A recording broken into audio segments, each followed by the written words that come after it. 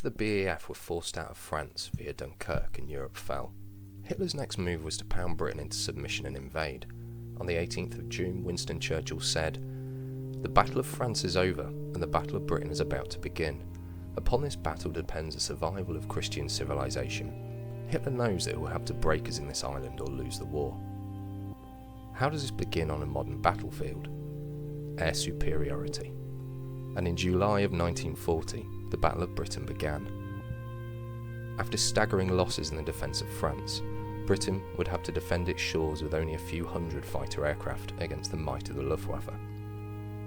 With so few aircraft and pilots, the latter proving harder to replace, some would end up flying 5 to 6 sorties a day, working extremely long shifts.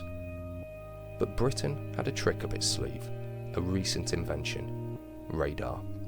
This gave the British the ability to detect German incursions long before they reached them. A mix of radar, listening devices and spotters helped Central Command decide what course of action to take. They had 4 minutes to decide. Only scrambling just enough aircraft for critical importance. Luckily for the British, the German fighters lacked endurance, so they could only sustain several minutes of fighting before having to return home. This left German bombers dangerously vulnerable to attack. After attacking shipping in the Channel with the hope of drawing in British fighters failed, the Germans began bombing airfields and radar stations mainly on the south coast. This took a huge toll on fighter command, effectively blinding them in areas and somewhat denying them the capability to defend themselves.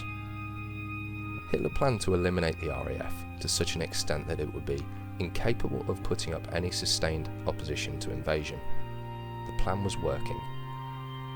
But beginning in mid-August, Hermann Goering made a series of decisions that would ultimately lose them the Battle of Britain, and postpone Operation Sea Lion indefinitely. Priority was shifted away from radar and eventually fighter and bomber command entirely, allowing the RAF much needed respite. Little did he know British air power was on the brink of collapse. The Germans began trying to bomb the British people into defeat.